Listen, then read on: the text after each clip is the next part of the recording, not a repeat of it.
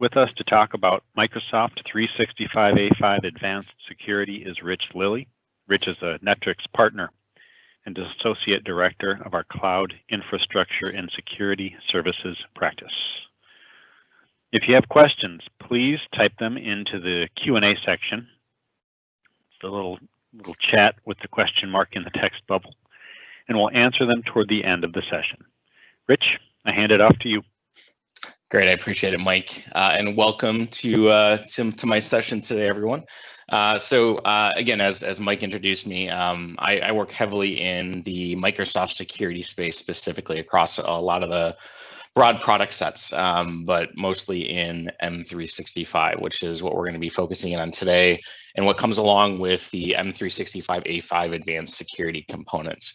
And we're going to get a little bit deep today on items. What we'll plan on covering at a very high level is fundamentally what some of the pieces in A5 Advanced Security are. In addition, I will be doing some show and tell today, so hopefully you guys get to see some new pieces that will help you understand some of the pieces, some of the components that come along with what you either may have or be looking at for advanced security. One of the first things I wanted to talk through was around some of the announcements that were made at proper Microsoft Ignited in 2020. And there were some pretty big changes that were announced, mostly around the naming of products. So even throughout the course of today, you still may find some slides in my deck that reference the old names. You may also find that I still refer to them in some cases as some of the old names. So again, there's still a bit of a muscle memory there that for myself and even you as consumers of the products may find. So let's talk about what some of those changes were. So from a name change perspective, for those that started to see some of the branding around Microsoft in their last fiscal, start to kind of shift towards that term Microsoft Threat Protection, which ends up being kind of, MTP ended up becoming that overarching stack. That is still the case now, but everything is really revolving around the term M365 Defender. So when we talk M365 Defender, it is essentially kind of the parent overlay solution, with each sub-solution kind of falling up under that.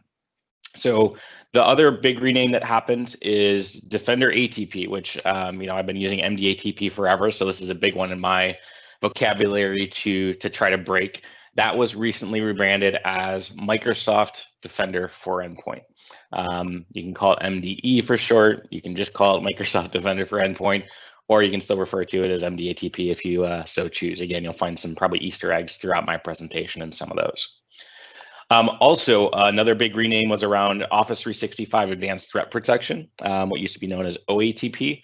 That is now Microsoft Defender for Office 365. So again, core functionality hasn't changed. It hasn't broadened, made any core changes to the capabilities. What you can kind of see with the direction of just that name change, though, is for anyone that has looked at in the past Office ATP, you'll see that Microsoft kind of started to broaden the strategy outside of just advanced mail hygiene protection. You saw them kind of introduce at the time Office ATP into things like SharePoint and OneDrive and Teams. And those, fundamentally become things that aren't just related back to email again. So again, you see that kind of branded as the Defender for O365. And the other last kind of big rename was around Defender for Identity, which used to be known or formerly known as Azure Advanced Threat Protection.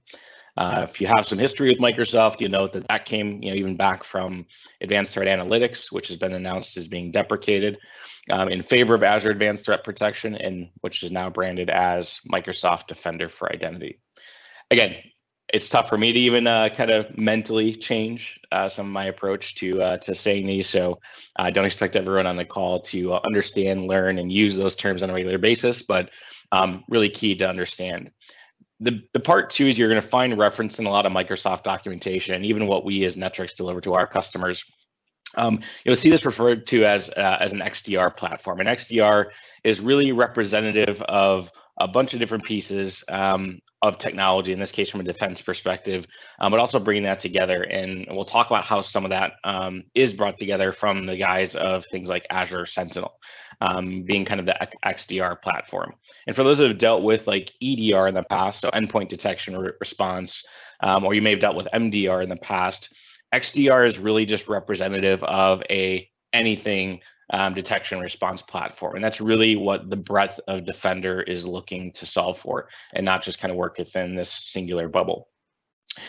There were a lot of announcements at Ignite, more so than I can ever put in one slide, but I did want to boil down a couple of very interesting ones that may be relevant for folks in the EDU space, especially with disparate platforms that you support today. One of the big ones that was announced was Microsoft's entry into the mobile threat defense market. MTD has been around for a bit. Forrester started first recognizing them, I think, about 5 years ago, if I remember correctly. So you'll see that term MTD thrown around quite a bit, but that's really mobile threat defense. Prior to this, were other organizations in market, and Microsoft said, hey, we really need to provide cross-platform support, and that doesn't just fall into Windows and Linux and Mac OS, but also that means mobile. And what they introduced first to market was mobile threat defense for Android, which did go generally available, I believe, right around the Ignite timeframe. So what this capability allows you to do is deploy a Defender for Endpoint. I almost said it there. A Defender for Endpoint app to the devices. And that will help provide anti-phishing for unsafe websites on the device, very similar to what you would see with like Smart Screen on a Windows 10 PC. Also helping block unsafe connections. So in this case, again, looking based on a variety of reputation services and data they have. And also, one of the big things is you can add your own custom indicators to block or allow as well. If anyone's ever seen this on, say, the Windows side or within Defender for Endpoint, you'll know that I can bring in my own custom indicators, whether it be for content blocking or malicious websites. We can now extend that same capability out to the mobile endpoint. One of the biggest questions I get is around MTD for iOS as well, and when that comes out. So Microsoft did what they call a fast follow for MTD for iOS. So I believe right when they announced Android for GA, they also announced public preview for iOS. I will tell you that today you can go out and find Defender. Is still branded, I believe, as Defender for Defender ATP right now in the stores, but you can find that app in the public stores for Android. For iOS, it does require you to go through test flight, and Microsoft does have a document on how to go through that process, which is extremely straightforward. So again, just trying to expand that true cross-platform play. Another big part is, about a year ago, Microsoft started making significant investments in their Defender for Endpoint around Mac OS as well. So again, coming back to this kind of platform agnostic approach. And they're furthering those investments. There's always changes happening on that side. They're looking to kind of dig more into kind of the behavioral-based detection side. One of the other big investments that is in public preview, I believe, as of right now, is threat and vulnerability management. So when we think about determining, the security recommendations on a device or what software is installed that may be related back to Adobe Flash CVE, that is now being extended over into the Mac operating system as well. So you'll see further investments there. Another big one that was announced that I think flew a little bit under the radar, in my opinion, is this new concept of priority account protection. Priority account protection is very cool in my opinion, in that we can define, these accounts that are of high value or high target. And based on that, there are additional properties and detections, et cetera, that are measured more heavily than they would be with a standard user.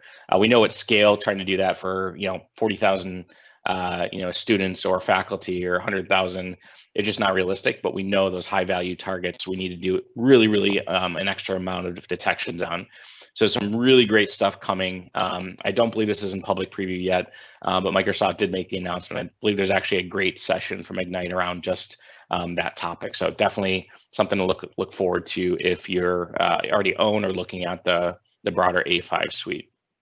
So again, this is just a very quick snapshot of some of the announcements. There are probably hundreds of announcements across everything, but I think again the key takeaways from things that are new, things that are coming is really kind of that rebranding under the umbrella of M365 Defender being an XDR platform, and then some of the additional investment spaces that Microsoft is making on.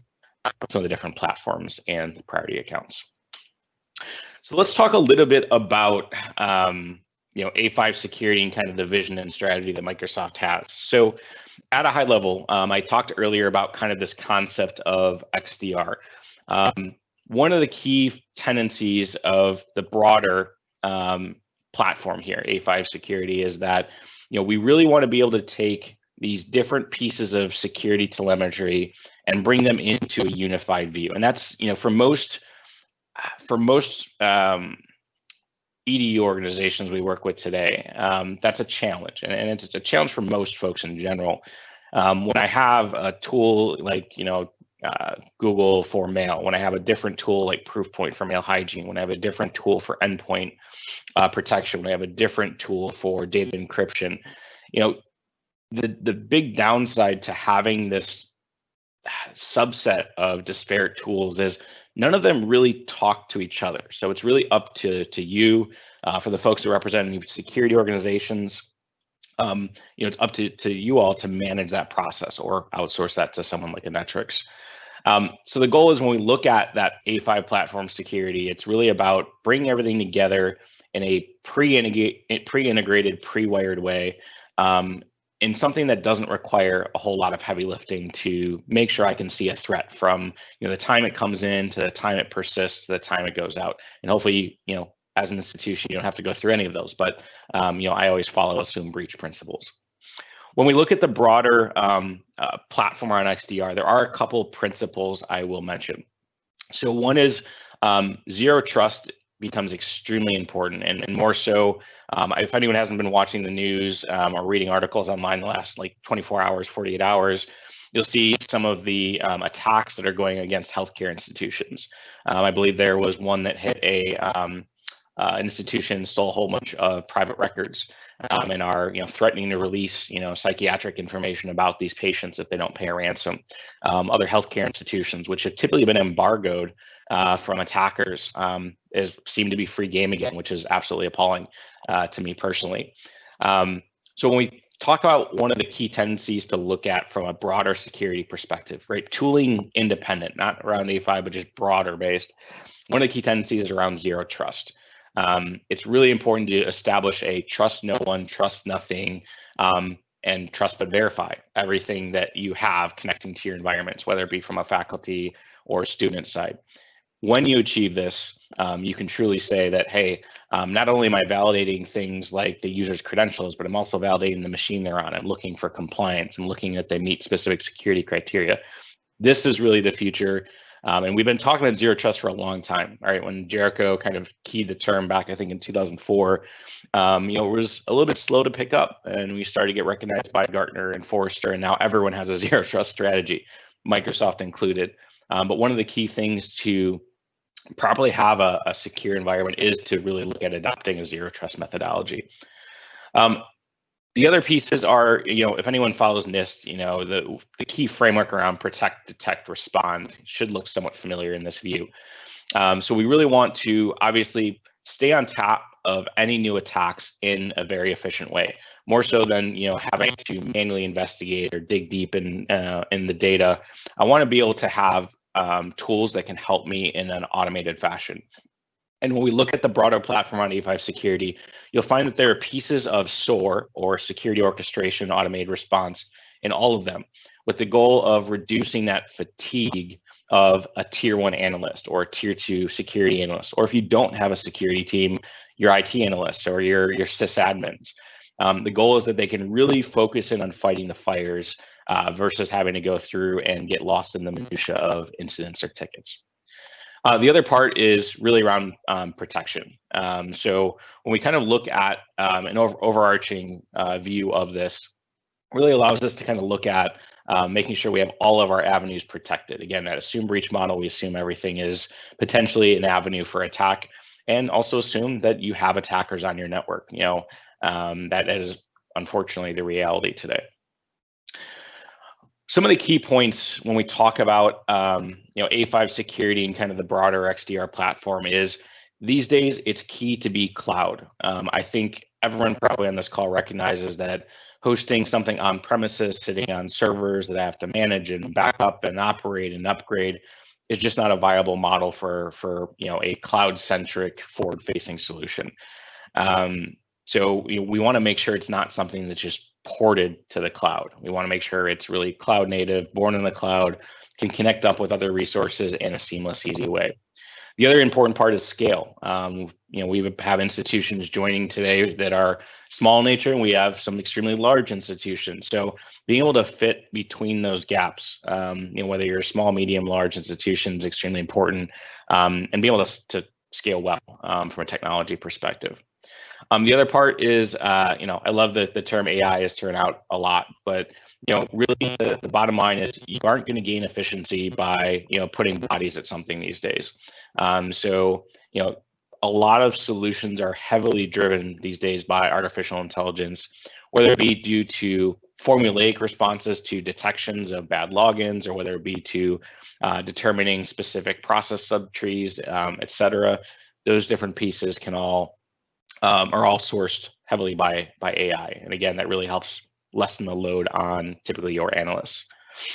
In addition to that, there's a lot of investments that Microsoft is making to help in this area. So there were acquisitions such as CyberX to help be able to protect things like IoT devices, which probably everyone on this call has some type of IoT device in their home, whether it be your favorite doorbell camera of choice or your Wi-Fi connected smoke detector. I think I've got about 70 different devices in my house alone.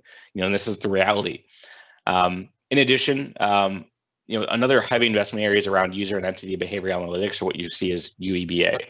So being able to take these kind of matched entities of an IP or a user and be able to correlate them across all the solutions easily. So I'm not having to hunt in my email hygiene portal, but then pivot over to my EPP portal, but then go look at the logs coming in from our Windows servers. Being able to have that kind of singular interface, kind of this circle you see represented on the screen here, is a very important part. This kind of really rounds out into a couple of key areas. Today, we're going to be really focusing in, again, a bit more on the M365 Defender stack, kind of following up on their A5 security. I'm not going to dig today much into the right side, but it is an important call out. As you saw in the kind of announcement rebranding slide under M365 Defender, you note that that's really focused in on identities, endpoints, apps, emails, cloud apps, and docs. There's also another set of kind of the solution that also focuses in on more kind of the server container cloud service model. We aren't going to talk about that today, but that is what you would know in the past as like Azure Security Center. So that some of that rebranding has happened for any of your services that may be present in the cloud, but also I think overlooked as well are ASC. Well, what was ASC, but now it's Azure Defender, can also protect your on-premises instances as well. I think one of the challenges that Microsoft has fought for quite some time is kind of this misnomer of Microsoft not being a security company. I think that job, I've been tooting that horn for quite some time.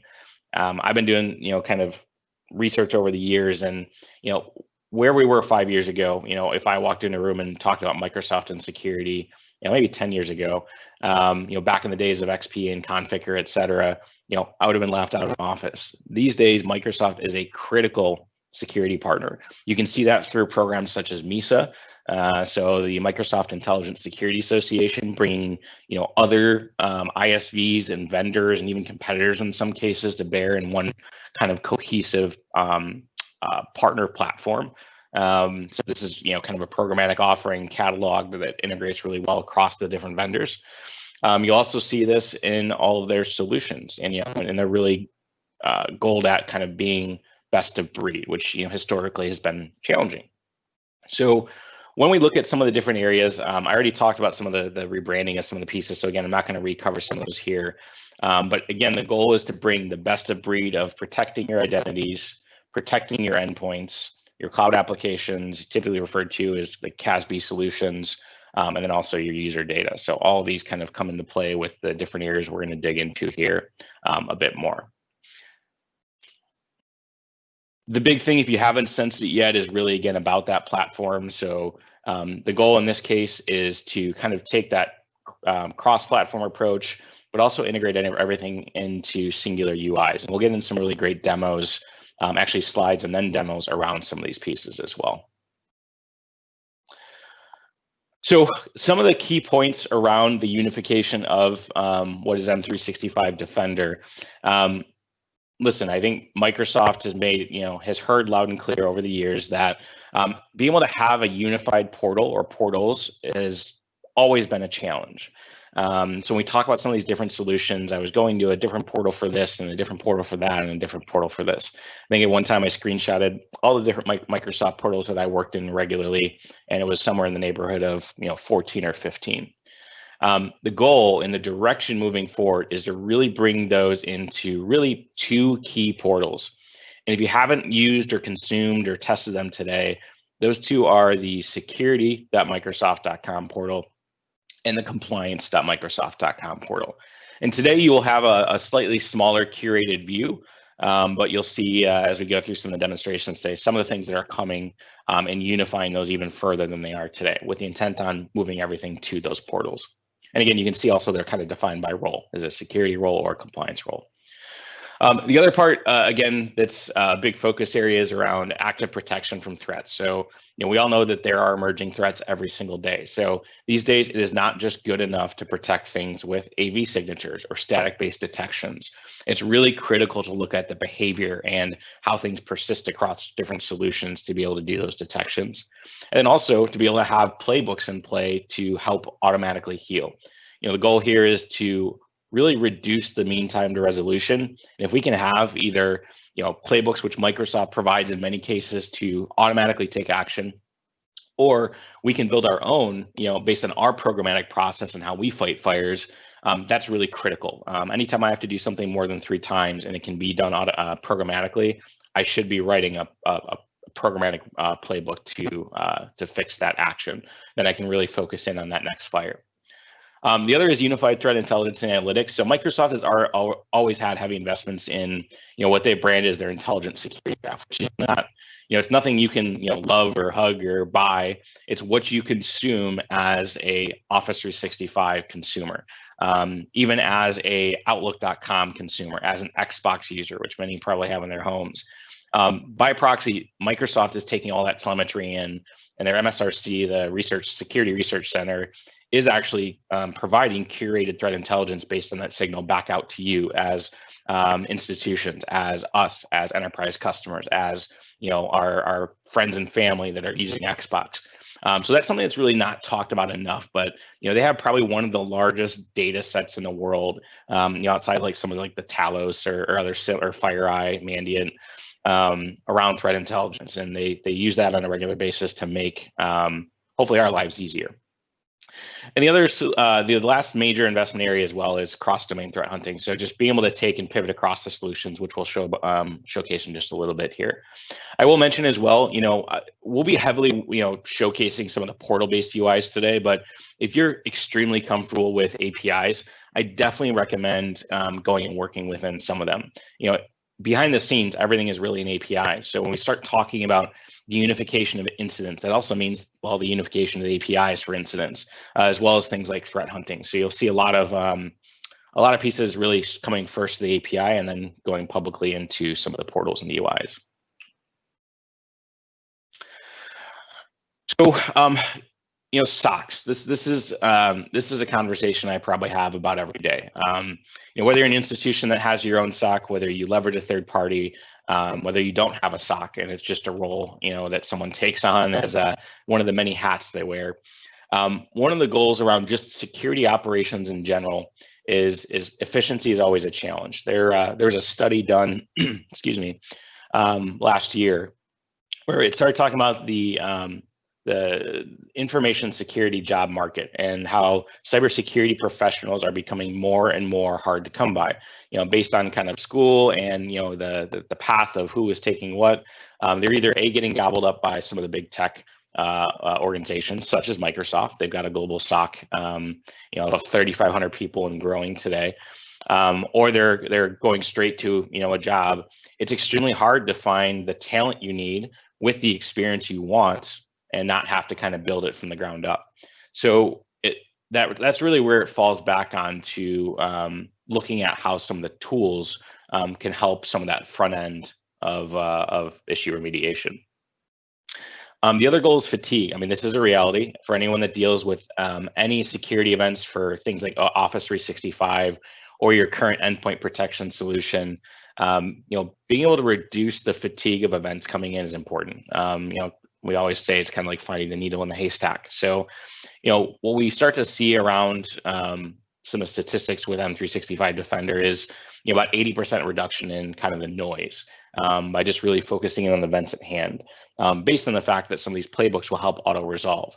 That also helps in the next item as well is leveraging some automation in playbooks to reduce the time and effort spent on these items. This slide is a little bit scary in the sense that that 67% increase in attack number, it's going up literally daily at this point. Again, I mentioned earlier some of the things we're seeing in just the last 48 hours around some of the healthcare institutions.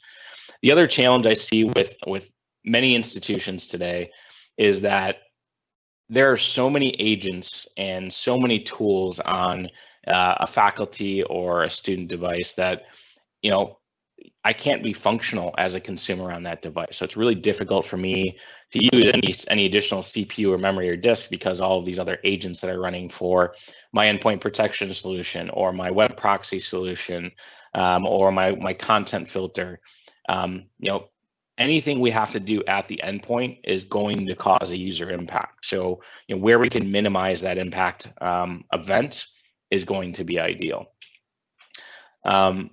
And again, we talked about some of the numbers on the cybersecurity jobs as well. At a high level, again, we kind of talk about some of these different pieces and how Microsoft's kind of aligning these challenges and addressing them is, again, the breadth of security tools, the investments that they have chosen to make, and the sprints they're literally in right now is to, again, unify those portals to really two. And the increase in attacks, again, the goal is to reduce the workload and really focus in on fighting the actual fires versus the noise. And again, with the lack of resources, really focus in on self-healing as well. What I'd like to walk through next is a kind of a wireframe of a common attack. And hopefully this rings true, not maybe hopefully not too close to home for what an attack could look like or has looked like in the past. And we kind of talk about the different silos that this attack really spreads across. And this is really where having kind of a unified view or telemetry is extremely important, because otherwise I'm in this portal for this vendor and this one for this and this one for that without kind of that unified view. So kind of follow me along in this story here a little bit. In this case, this is going to look at an attack that crosses multiple different security boundaries. So what you see here is it really starts with a phishing email. And let's be honest, this is one of the most common things we see out there today. Now, once that phishing email is received, you'll see that, Polly here, being kind of patient zero, has that LNK file, that link, and they will then go ahead and behind the scenes execute some piece of malicious code on the environment. Now, the interesting thing about this is that patient zero is not necessarily always the target. In many cases, they are simply the ingress point of a, for lack of a better term, a weak user, right? Someone who we know we can, spoof and get past. And really then we look at things like lateral movement into other services and systems. And that's exactly what you see here. So, in this case, we were able to laterally move over to Adrian. And in this case, we logged into a different device using stolen credentials. And now, in this case, maybe this person is an administrator. Or maybe, it's the Kevin Bacon effect. Maybe we have 6 steps to get to, that administrator. But in any way, shape, or form, there are so many tools today that propagate and laterally move across networks to gain that privileged access. That it's really critical, right? And privileged access is going to be differently defined for many institutions. Privileged access may be, your student information system. Privileged access may be details around tuition reimbursements. That may be related to grants. There's just so many things that mean different things to different institutions out there that it's really hard to quantify that as one thing. But in any case, any exfil of any of those to one place is not a good thing. And this is how most attacks that we see happen. And I won't speculate, but based on what I've heard with some of the stuff that's happening in healthcare, this is a very similar and very real attack that is out there. So again, you kind of see that spreading across different sources. And what's represented here is, again, we're looking at things that span email and endpoint and cloud services like OneDrive. This is the reality, and unless you have tools that easily stitch and put that together, it's an extremely high amount of effort to be able to navigate those attacks in most environments today. So what I want to dig into a bit is we're actually go through some of the portal. So first, I'm going to start with kind of some quick snapshots. A lot of this was previewed at Ignite. I will actually show some live data as well, and kind of showcase the tool in things other than screenshots. Again, take everything you see here as well as anything I show you with a grain of salt, because it's still obviously in development. But this is pretty close to what you'll even see live in one of my tenants here. So bottom line, I talked about some of the key points earlier about really bringing this into a unified portal. That's point number one. So the goal is, bring that into M365 Defender, which is really the security.microsoft.com portal. For anyone on the call that has any of the products that were formerly known as Office ATP, Defender ATP, Cloud App Security, Azure ATP, as a owner of any one of those services, you have access to this portal. In the past, you had to have everything to be able to get that. Now, your view may be a little bit more limited into just that focused silo, but you will see kind of that experience of the unified view. And again, the pieces you'll see here and that we're showing at Ignite, that is not currently publicly available, but you do have a much more stripped down version of this that is out there today. And you'll see things like incidents even being in there in the current form. The other part too is, again, we have our overall dashboard here. So when I talk about kind of our initial landing point within M365 Defender, or any of the pieces that really fall up under the A5 security stack, this is a curated view from many different solutions. So for instance, you can see here, I've got kind of my overall incident view, which is all incidents across all the different services, not just Defender for Endpoint or Defender for O365. Then over here, you see different actions that may be pending across the different solutions. And threat analytics here, this is being sourced by Defender ATP. See, I did it, Defender for Endpoint. And again, as we get into some of the live demo, you'll see that this dashboard has even more information as well. But again, the goal is that I'm not navigating to the Defender for Endpoint portal, the protection.office.com portal, the Azure ATP portal, but instead, the goal here is that I bring this into one place and one experience. This is an example of the alerts queue. So what I will mention is that everything we talk about within the A5 security stack, we always work in the context of an incident, and an incident can contain multiple different alerts. So this is actually a view of alerts in general, and most mid-sized institutions will probably face about 1,000 threat encounters a day. And this is based on telemetry that Microsoft has and just what we see in the market. So it almost makes it impossible to really work this queue unless you have dedicated bodies. That becomes a real challenge. So in order to help here, it's really about having the tooling protecting at the front end, at the edge of the device, so that it doesn't get past the point of it actually executing. Fundamentally, only about 30%, so take that about 300 or so of events actually need to be actionable. For instance, you'll see some of the informational events in here. These are events that have been detected, but then stopped by Defender AV or Defender for Endpoint today.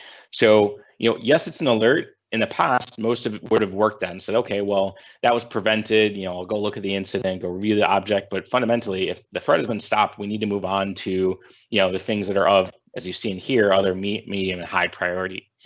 So again, really critical to kind of look at that and focus in on the fires versus having to fight in the minutia. And that's really why you still have this access to alerts, but really how we prefer and want to work is actually within the guise of an incident.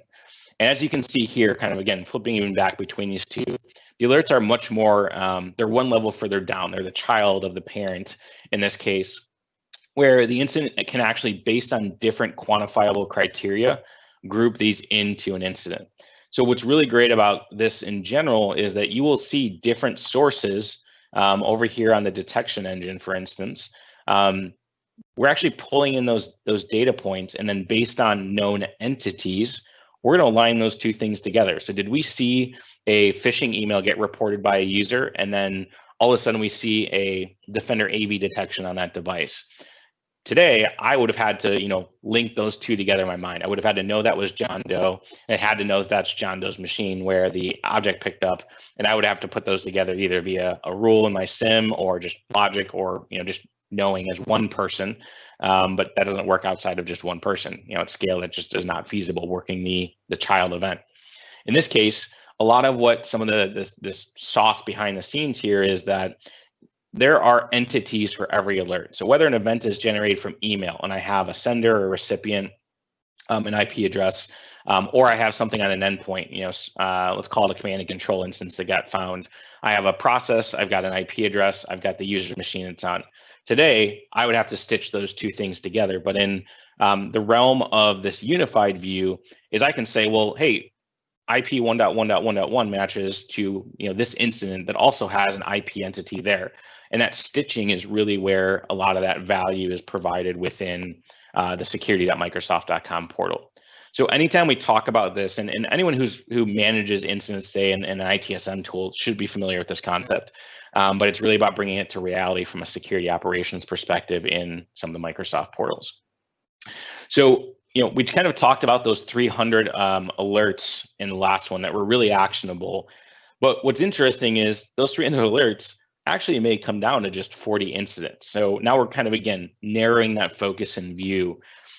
In this case, again, we want to be able to make this view and what Microsoft invested in very easy to consume and prioritize. So a lot of the things you'll see on the screen, you see a lot of green, yellow, red, that traffic signal type events.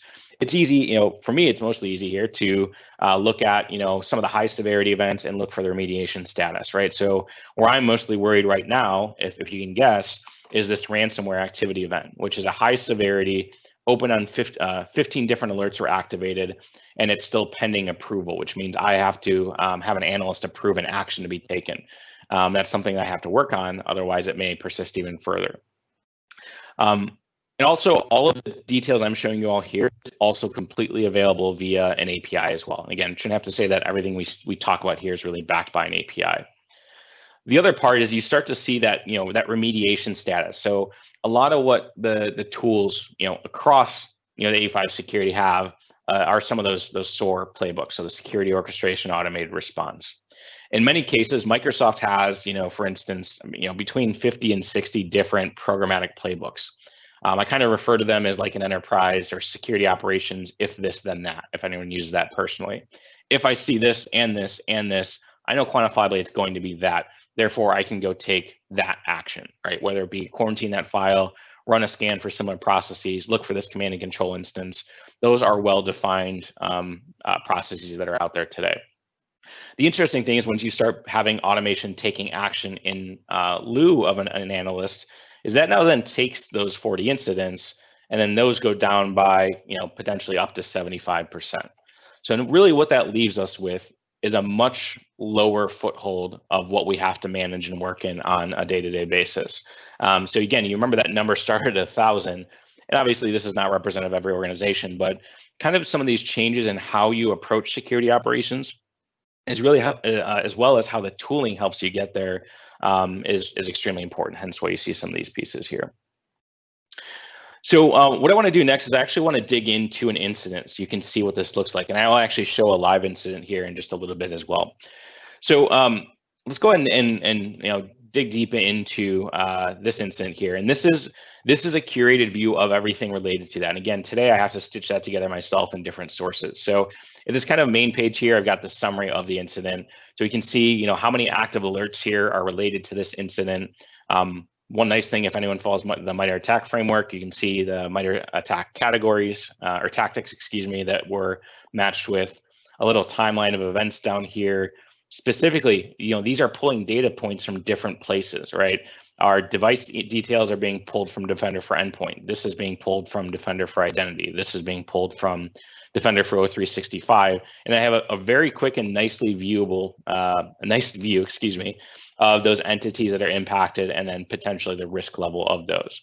So again, I'm not having to build this logic, but instead a lot of the tooling is handling that for me. And again, Microsoft will handle a lot of that correlation for you. You can also correlate manually some alerts with a similar incident if for some reason there was not a matching criteria for that as well. Again, the goal here is really giving you that kind of one-point view. And again, faster and more efficient investigation. So I don't have to work across different tools, portals, or my SIM. The other important category that I glazed over a little bit here is the detection source. So again, earlier I talked about kind of that view into how these different events are sourced. So today, again, we talk about working in silos from a security perspective, without tools such as this. Especially in kind of that broader Microsoft platform, I'm working in just my EPP solution or in just my mail hygiene solution or in just my CASB. But again, bringing all those together here from a detection source perspective is how a lot of the value is brought. This is actually a deeper dive into a specific alert as well. So this alert was a part of that broader incident, and this is the depth of detail you get out of Defender for Endpoint. And if anyone hasn't seen this before, my words of wisdom are that in the times we're in now, signature-based detections are not viable enough to have as your only means of protecting an endpoint.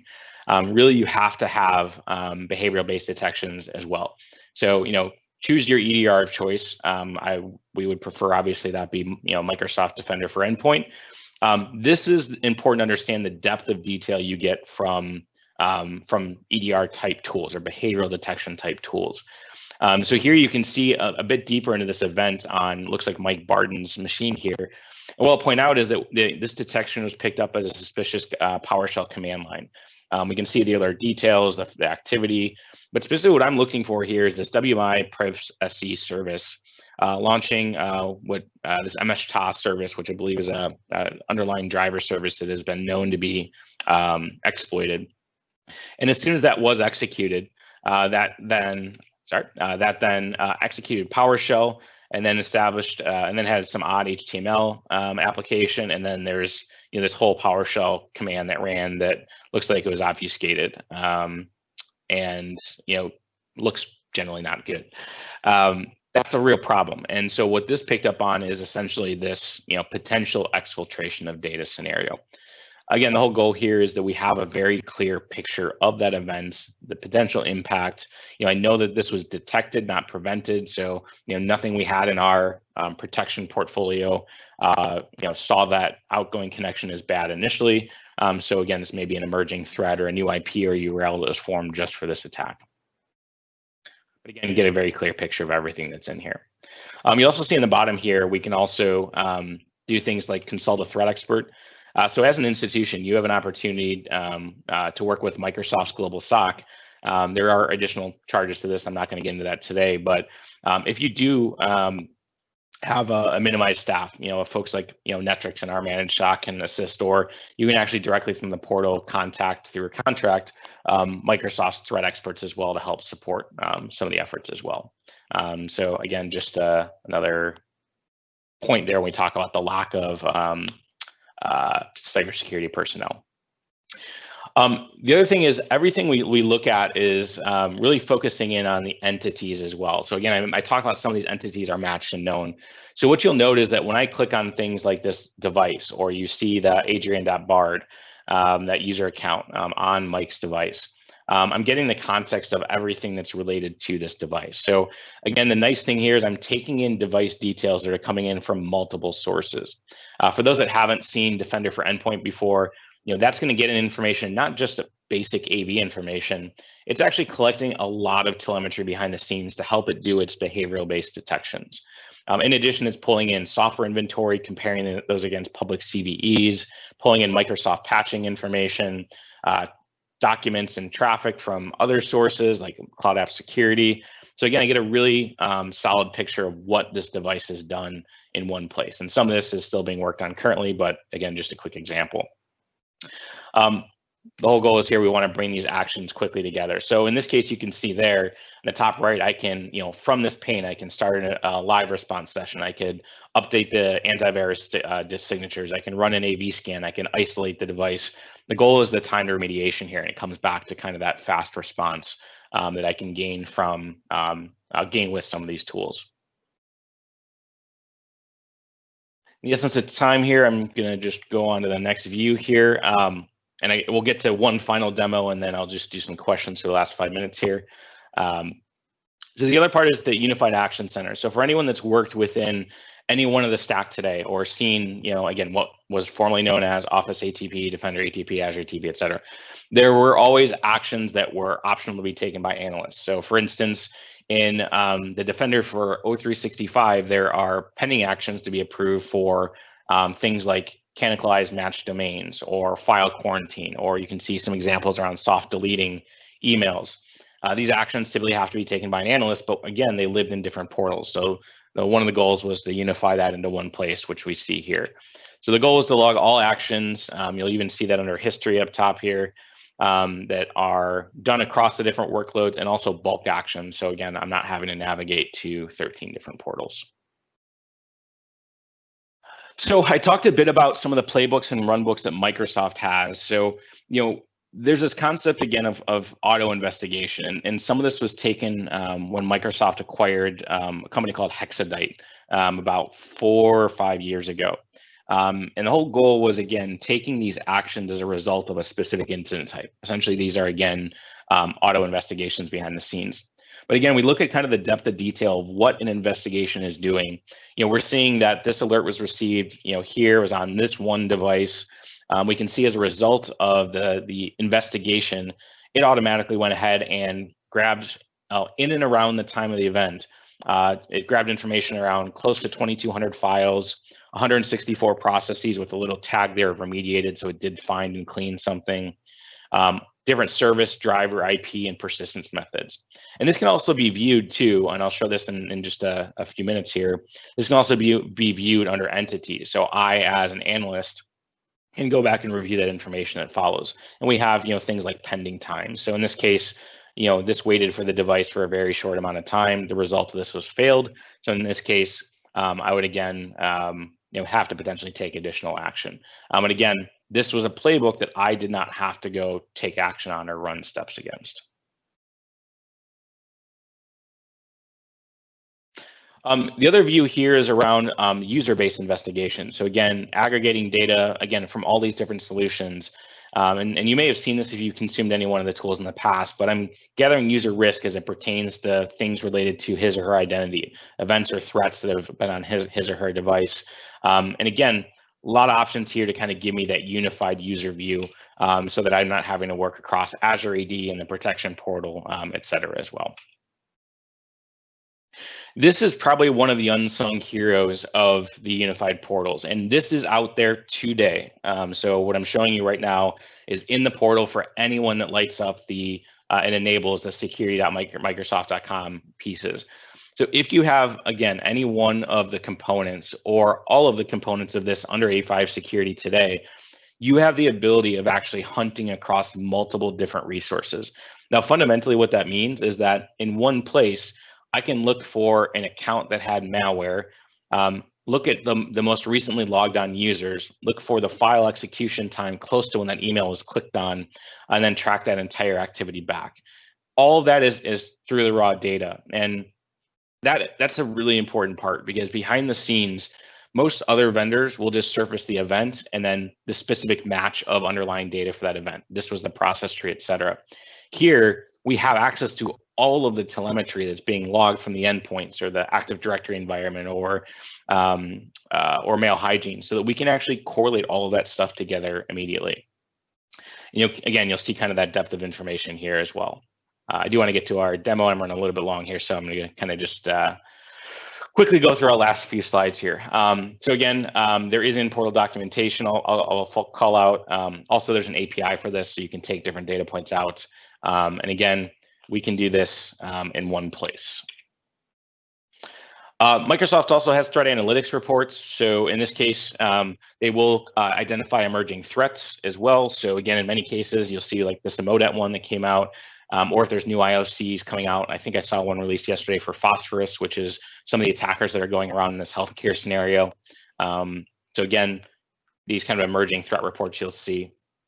And then again, kind of just to wrap up this section before I do one final demo, bigger picture here is really about kind of where we can go at a much bigger level. And I'm hoping at least at a high level today. I know I talked heavily in concept. I'll show you reality in just 1 second here.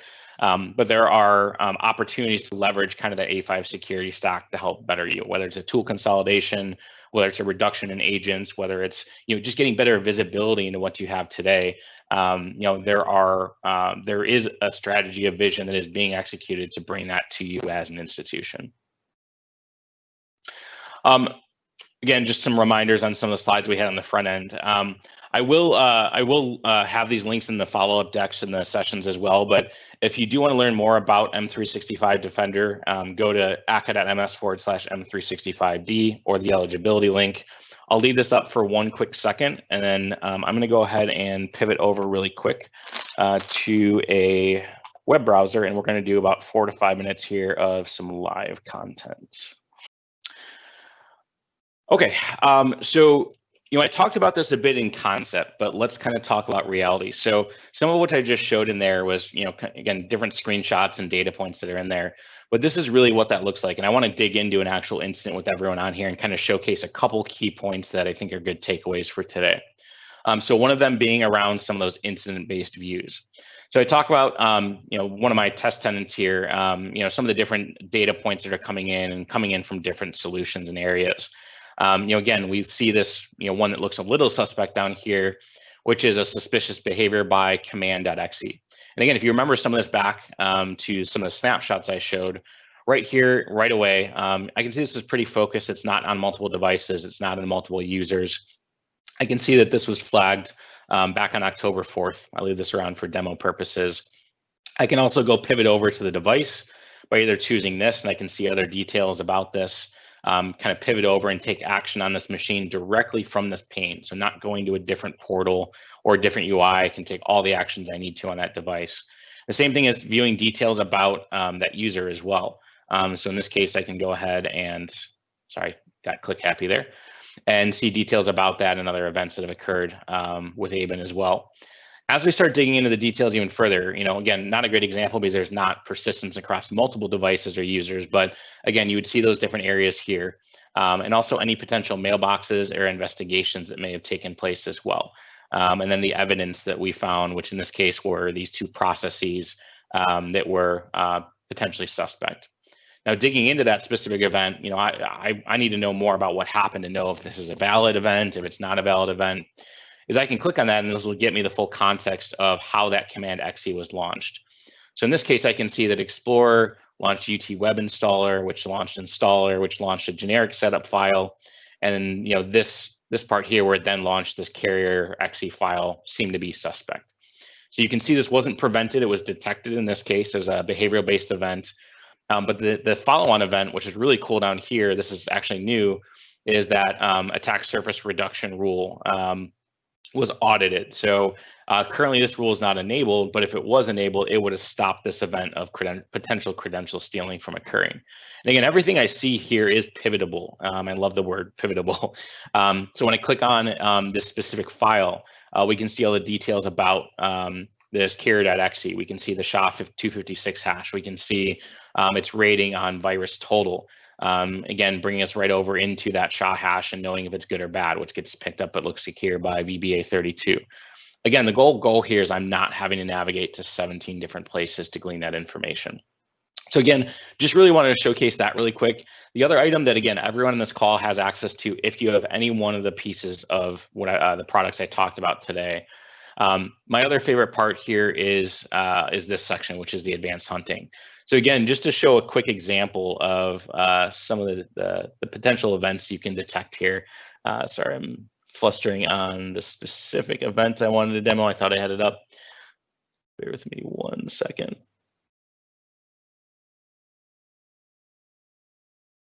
There we go.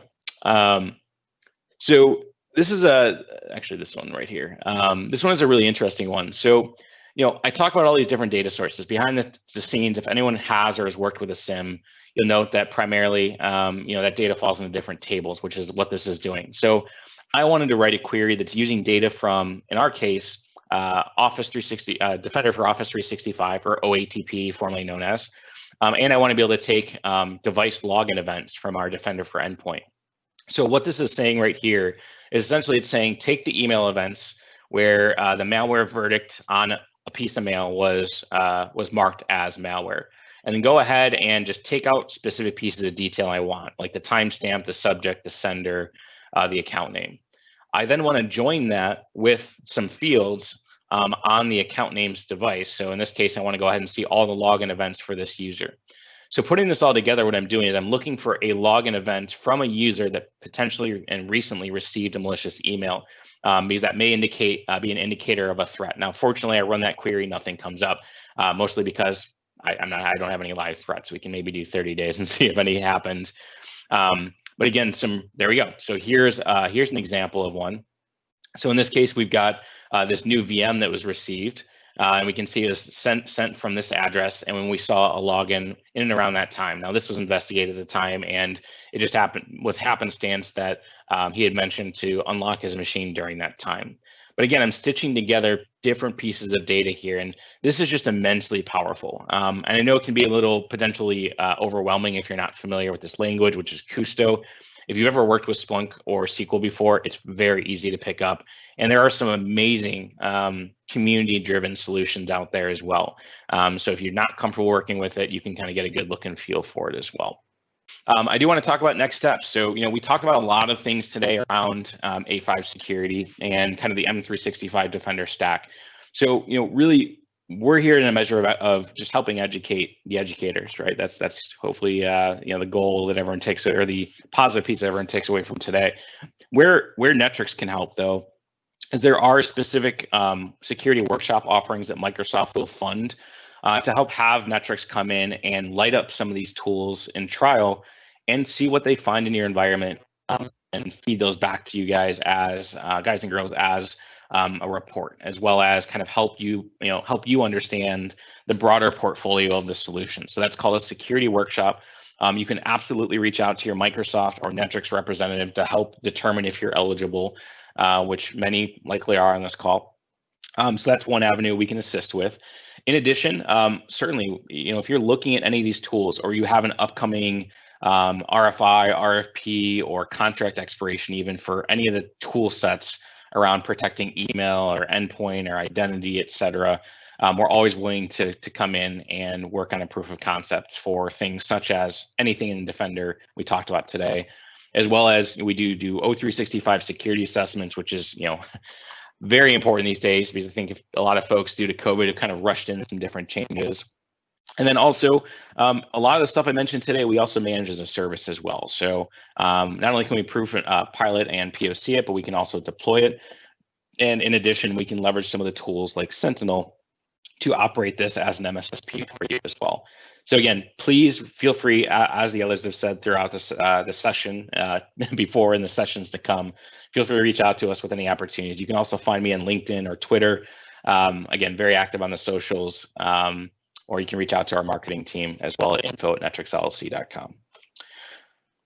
So I really hope, again, in my closing statement, I really hope that everyone found some value in just kind of understanding the post-Ignite kind of content that Microsoft is really focused in on, and how some of these tools can help your organizations and institutions bring this to the next level.